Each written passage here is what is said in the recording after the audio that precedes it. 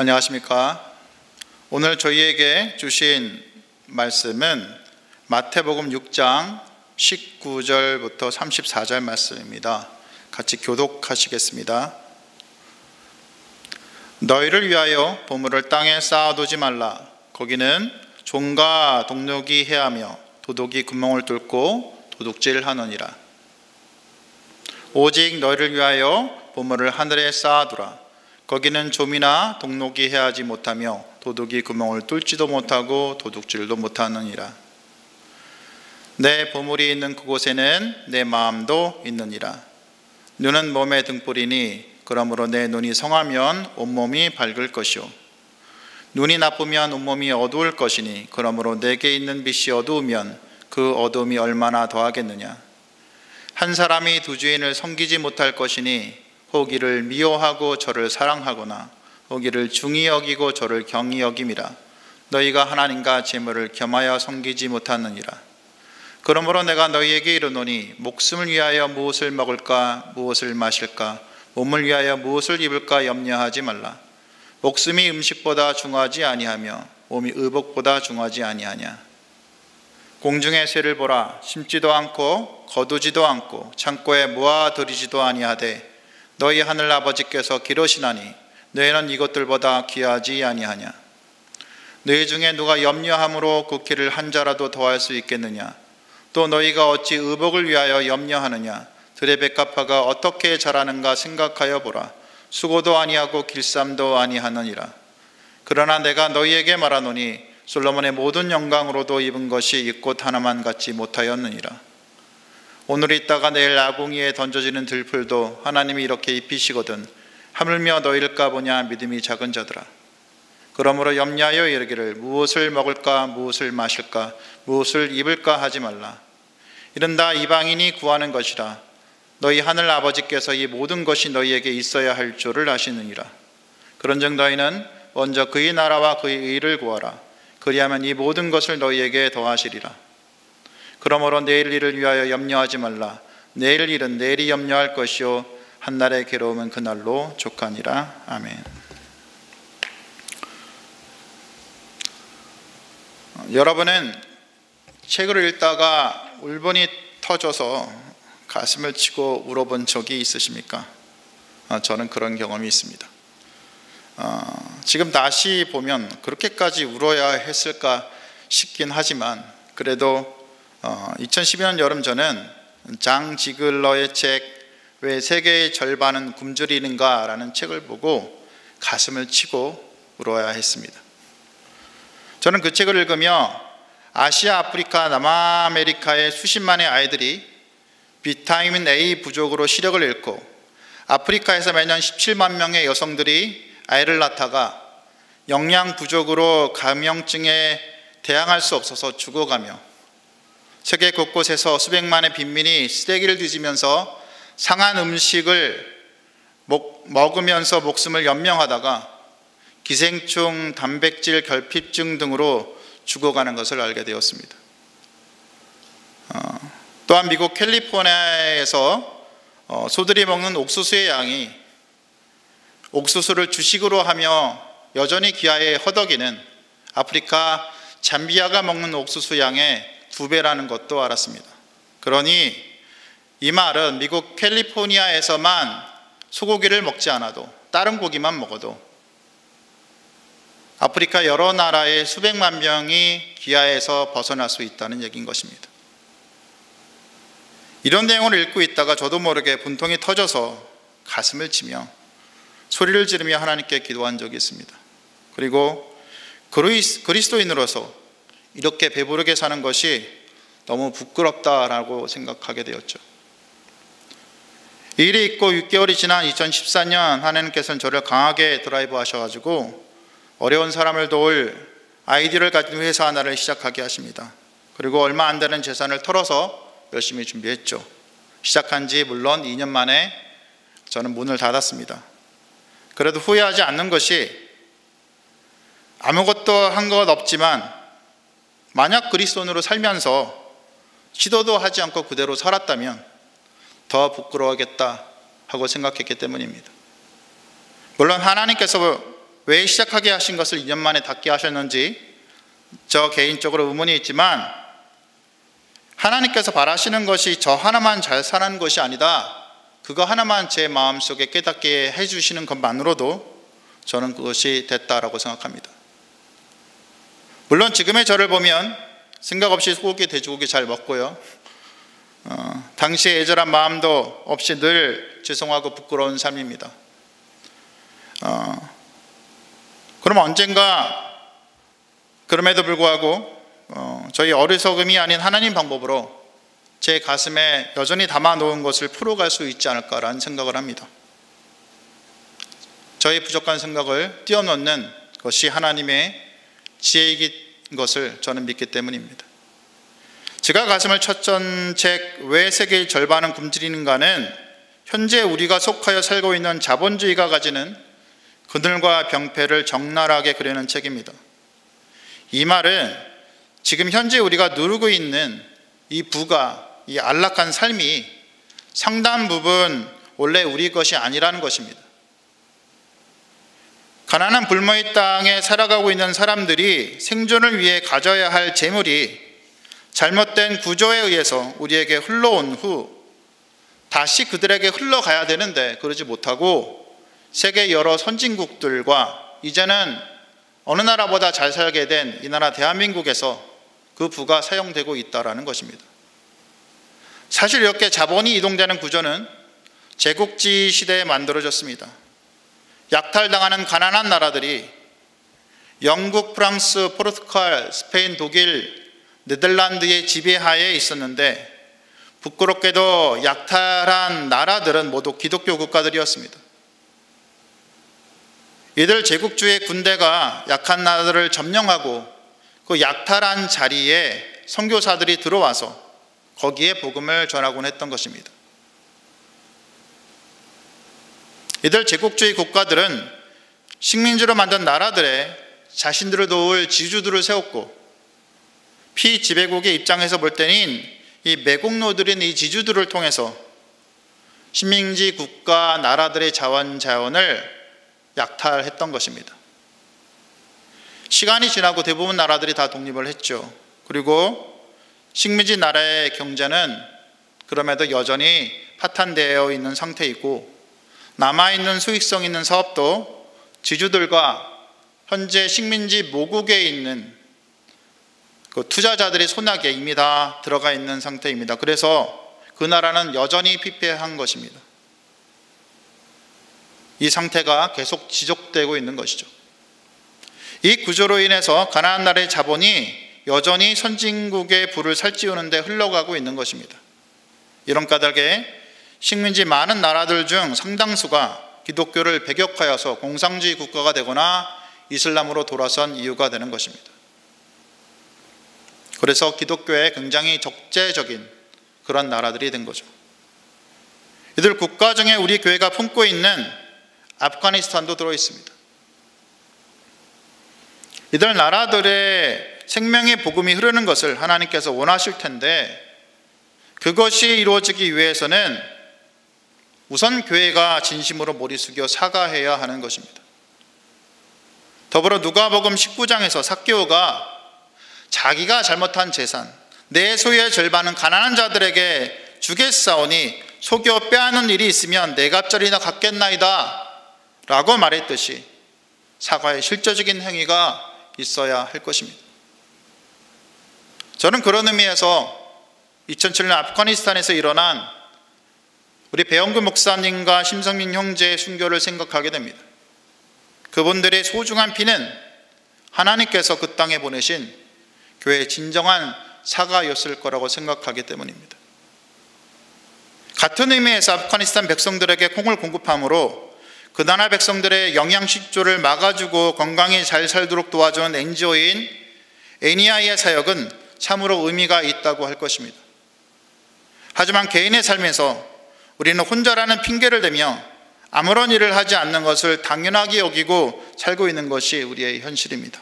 가끔 TV에서 저희는 유니세프나 세이브 더 칠드런, 국경 없는 의사회 같은 등의 광고를 보죠. 세상 건너편에서 배고파하는 이들이 있구나, 하는 생각을 하고 긍휼의 마음을 가집니다. 그리고 그대로 말아버리죠. TV에서 이런 광고는 반복되는 사실을 보므로 오히려 우리 마음에는 그 감동이 울리지 못하는, 오히려 역효과를 내게 되는 것 같습니다. 그리고 이 무덤덤해진 마음은 다름이 아닌 지금의 제 마음이기도 합니다. 더하여 이 나라에 살고 있는 우리들은 자본주의 패러다임에 자유롭지 못하기 쉽습니다. 오히려 이 자본주의 사상은 우리 삶 속에 깊이 배어서 우리를 자본주의 아들, 딸들로 만들려고 합니다. 그리고 이런 자본주의적인 사고는 우리 삶 속에서 점점 확대되고 있는 것이 현실입니다. 이런 자본주의적 사고 확대에 대해서 돈으로 살 수 없는 것들이란 저서를 쓴 마이클 샌델 교수는 지난 30년 동안 발생한 가장 치명적인 변화는 탐욕의 증가가 아니라 바로 시장과 시장 가치가 원래는 속하지 않았던 삶의 영역으로 팽창한 것이다 라고 이렇게 얘기를 합니다. 이 말의 의미가 무엇인가요? 바로 우리가 사는 세상에서 돈으로 살 수 있는 것이 늘어났다는 얘기입니다. 돈의 힘이 세졌다라는 것이죠. 점점 돈이면 다 되는 세상이 되어 간다는 말입니다. 예를 들어 미국 영국에서는 사설 경호원의 수가 공공경찰관의 2배라고 합니다. 이게 무슨 의미입니까? 소수의 부자가 다른 전 국민이 누릴 수 있는 치안과 안전한 삶보다 수백 배의 삶을 누려간다는 얘기죠. 이처럼 부유함이 주는 것이 옛날에는 그저 단순히 요트나 스포츠카나 이런 재화에 국한되었다면 점점 정치적 영향력, 좋은 의료 서비스, 안전한 삶, 엘리트 학교, 멋진 결혼 등의 삶의 전 영역으로 확대되어 가고 있다는 것입니다. 이렇게 돈의 영향력이 확대되는 것은 사람이 돈 때문에 뭔가 한다라는 인간 행동의 원인을 제공해 주는 거게 되게 되는 거죠. 그러니 돈이면 다 돼라고 생각하는 사람들이 사회의 주류로 등장하게 된다라는 것입니다. 이처럼 돈의 영향력이 무한대로 커지고 돈 때문에 행동한 사람이 많아지는 사회는 필연적으로 그 사회에 악이 더 많이 행해지게 됩니다. 주님께서 디모데전서 6장에서 사도 바울의 입을 통해 말하듯 돈을 사랑함이 일만왕의 뿌리가 되기 때문입니다. 사실 현 사회에서 우리 대부분은 돈을 추구하며 살아갑니다. 비단 예수님을 모르는 사람에만 속하지 않습니다. 오히려 예수님을 믿고 살면서도 가능한 모든 수단을 다 동원해서 우리에게 주어진 시간의 대부분을 돈을 벌려고 하는 것이 실제적인 우리의 삶이기 때문입니다. 우리가 왜 그러죠? 왜 그렇게 살아가죠? 돈에 주는 힘이 그만큼 크기 때문입니다. 우리가 열심히 돈을 벌면 그 돈은 저금통에 쌓입니다. 만약 우리가 번 돈이 광야 시대의 만나처럼 다음날이 되면 벌레가 생기고 먹지 못하고 쓰지 못하게 된다면 우리는 아마 그날 먹고 살 만큼만 돈을 벌고 나머지는 그냥 일하지 않고 쉬고 그랬을 겁니다. 그런데 현재 돈이라는 것은 차곡차곡 쌓입니다. 그리고 그 쌓인 돈은 우리에게 더 안락한 집과 더 좋은 음식, 더 좋은 차와 더 좋은 학교를 제공합니다. 더하여 돈이 주는 아우라가 있습니다. 그래서 이 아우라로 인해서 우리는 우리의 명예와 지위가 올라가게 됩니다. 사실 만약에 여러분 집에서 혹은 길에서 삼성 이재용 회장이 지나간다고 생각해 봅시다. 이재용 회장이 저보다 나이가 어린데요. 그런데 저는 이재용 회장을 함부로 대하지 못할 것 같습니다. 왜요? 이재용 회장이 가지고 있는 삼성이라는 그 돈이 주는 아우라 때문입니다. 이처럼 돈은 그 자체로 생명력을 가지고 있게 되는 것입니다. 리차드 포스터는 자신의 책 돈, 섹스, 권력에서 돈을 에베소서 6장 12절, 골로새서 1장 16절에 나오는 통치자들, 권세들과 같은 영적인 세력으로 보았습니다. 한번 말씀 보시죠. 그 다음에 골로새서 잠깐 보여주세요. 네. 이게 무슨 의미냐면은 그 돈이 단순한 자원에 불과한 것이 아니라 우리를 지배하려고 추구해온 하나의 힘이라는 것입니다. 쉽게 얘기해서 알코올에 중독된 사람이 술을 아무리 마셔도 냄새가 안 나거든요. 제가 그 경험을 했습니다. 그리고 어떤 영적인 존재에 매여 있습니다. 그랬듯이 돈을 끊임없이 추구하는 사람 역시 돈에 중독된 것이고 그 배후에는 영적인 존재가 있다는 것입니다. 리차드 포스터는 이 영적인 존재에 대해서 얘기를 하고 있습니다.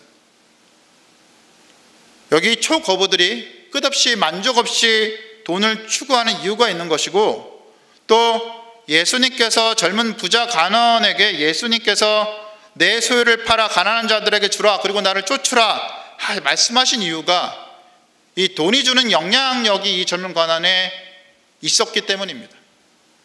그리고 또 예수께서 이렇게 분노하시며 성전을 청결하게 하신 이유가 바로 이 돈이 주는 영향력이 성전 자체에도 미치고 있었기 때문입니다. 물론 리차드 포스터의 말처럼 돈을 쫓는 행위에 정신을 흘리는 것이 결코 만몬을 숭배하는 우상 숭배여서 벗어나지 못하기 때문에 그렇던 것입니다. 그만큼 돈은 영적인 영향력이 있다는 것이죠.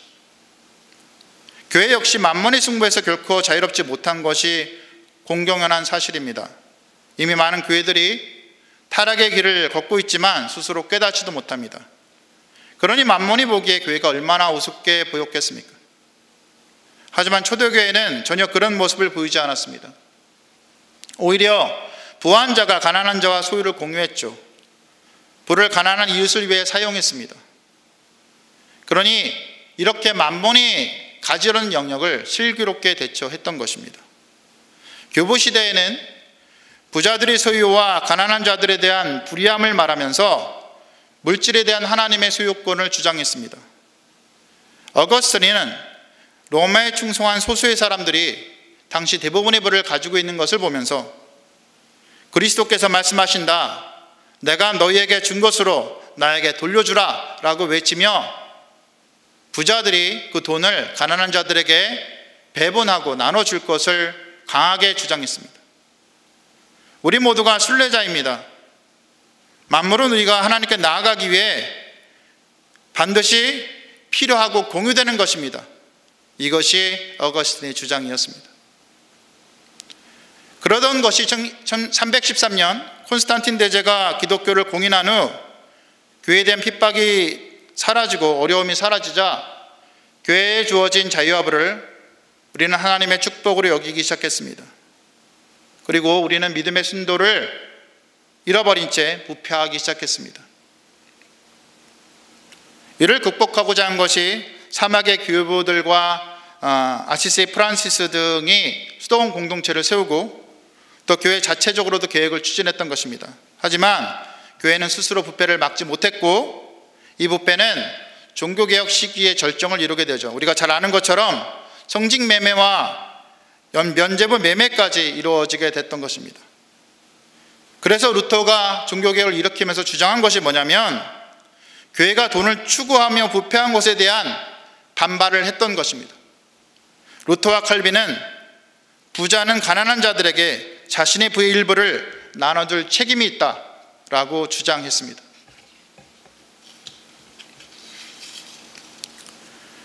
이렇게 교회사적으로 많은 교회 선배들은 부는 머물러 있어서는 안 되며 흘려보내는 것이 하나님의 뜻이라고 말해왔습니다.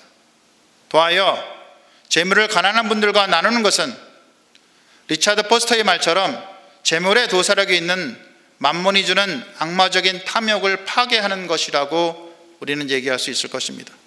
또한 우리는 학개서 2장 8절에서 말씀하시듯 은도금도 하나님의 것임을 우리는 깨달아야 될 것이며 욥기 41장에서 말씀하시듯 온 세상이 하나님의 것이라는 것도 알아야 합니다.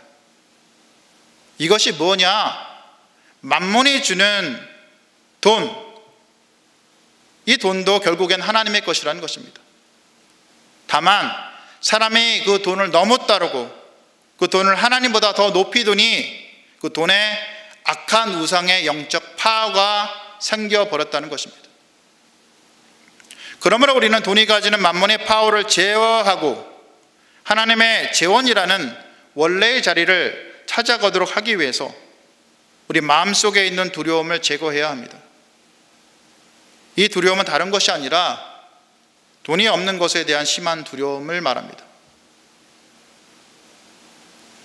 우리가 만약 돈이 없는 것에 대한 두려움을 가진다면 그것은 엄청난 돈이 있으면서도 여전히 그 돈을 끊임없이 추구하는 그런 돈 중독자와 다를 것이 없게 되기 때문입니다. 그들도 돈을 추구하고 돈이 없어서 돈을 추구하는 사람도 돈을 추구하니 돈을 추구하는 것은 다 마찬가지라는 것입니다. 이런 우리에게 예수님께서는 목숨을 위하여 무엇을 먹을까, 무엇을 마실까, 몸을 위하여 무엇을 입을까 염려하지 말라라고 말씀하십니다. 하나님께서 공중에 새를 먹이시는 것처럼 들의 백합화를 자라게 하시는 것처럼 심지어 들풀마저 잘 자라게 하시는 것처럼 우리를 여전히 잘 살도록 돌봐주신다고 약속하셨다는 것입니다. 우리가 이런 것들을 염려하여서 무엇을 먹을까, 무엇을 마실까, 무엇을 입을까 하는 것은 하나님을 모르는 사람들이 하는 것이며 하나님의 아들, 딸인 우리들은 아버지 되신 하나님께서 우리를 먹이시고 입히시기 때문에 염려하지 말라는 것입니다. 하나님께서 우리에게 이런 것들이 다 있어야 할 것을 아신다는 것입니다. 왜냐하면 하나님께서 온 세상의 주인이신 하나님께서 바로 우리의 아버지 되시기 때문입니다. 그러니 우리가 무엇이 두려울 수 있겠습니까? 온 세상의 주인이시고 모든 은과 군의 주인이신 하나님께서 우리 아버지신데 그리고 그분이 우리를 돌봐주시겠다고 분명히 말씀하시는데 우리가 무엇을 두려워해야 한다는 것입니까? 그러니 우리는 두려워 말아야 합니다. 주님께서 우리로 하여금 먹을 것을 구하도록 기회와 일을 주시고 또 사람을 통해서 또 어떤 다른 방법을 통해서 우리가 먹고 살 것을 공급해 주신다라는 것입니다. 그러니 우리는 먹고 살 것을 염려하지 말고 먼저 그의 나라와 그의 의를 구해야 합니다. 그의 나라가 무엇입니까? 그분의 통치입니다. 하나님께서 통치하시어 지금 이 시간 이곳에 임하셔서 다스리시기를 구해야 한다는 것입니다. 더하여 하나님의 통치가 사람의 관계와 교회와 국가, 정치, 경제에 임하기를 구해야 한다는 것입니다. 그리고 우리가 있는 모든 곳에서 하나님이 높여지고 그분의 의로움이 우리의 삶에 드러나야 한다는 것입니다. 그러니 살아가면서 염려하지 말라는 것입니다. 특히 내일을 위하여 염려하며 시간 낭비하지 말고 하나님을 구하며 그분의 말씀에 순종하는 하루를 넉넉하게 살아내라는 것입니다. 이렇게 돈에 대한 두려움이 없이 하나님을 따르는 사람은 더 이상 두 지인을 섬길 수 없게 됩니다. 하나님으로 꽉 찬 삶을 살아가기 때문입니다. 예수님 말씀처럼 우리가 하나님과 재물을 겸하여 섬길 수 없으므로 우리는 온전히 하나님만 섬기게 됩니다. 이렇게 하나님을 온전하게 섬기게 된 사람은 보물을 하늘에 쌓아두게 됩니다. 하늘에 쌓아둔다는 의미가 무엇입니까? 누가복음 14장 13절부터 14절에 예수님께서 잔치를 베풀거든 가난한 자들과 몸 불편한 자들과 저는 자들과 맹인들을 청하라. 그리하면 그들이 갚을 것이 없으므로 내게 복이 되리니 이는 그들의 부활 시에 내게 갚음을 받겠음이라 하시더라 라고 예수님께서 말씀하셨듯이 하늘을 쌓는다는 것은 대갚음을 받지 않는 선행을 말합니다. 그러니 예수님께서 우리에게 돈이 없다면 없는 대로 하나님의 공급하심을 믿고 두려워하지 말고 살아가며 우리가 돈이 있다면 있는 대로 가난한 자들에게 선행을 베품으로 하늘의 보물을 쌓으라는 것입니다. 이 땅은 얼마 있지 않다가 떠날 곳이니 진정한 본향이자 영원한 살 곳인 하늘에 우리의 보물을 쌓으라고 하시는 것입니다. 그리고 만약 우리가 보물을 하늘에 쌓아두기를 원하는 삶을 살아간다면 우리는 눈과 마음을 하늘에 두고 사는 것이고, 눈은 성령께서 깊이 임재하심으로 그 밝기가 강하게 빛날 것입니다. 결론 짓습니다. 우리가 사는 것은 자본주의 사회입니다. 자본주의 사회는 당연히 돈을 중요하게 여깁니다. 돈이 쌓여서 돈을 벌고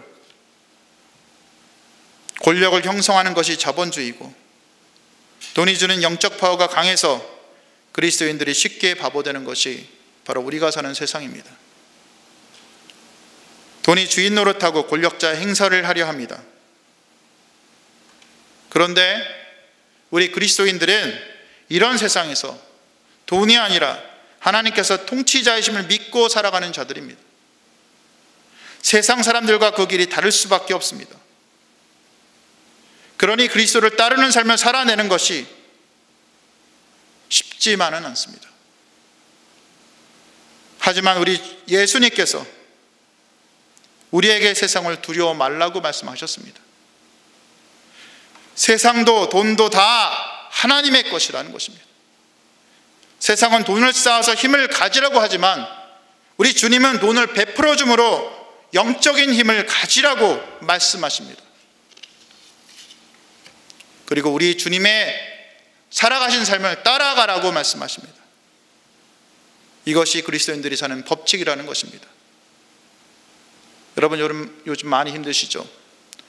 코로나로 집에 있기도 힘드시고 또 개인 사업 하시는 분들은 경영마저 힘든 것이 요즘입니다.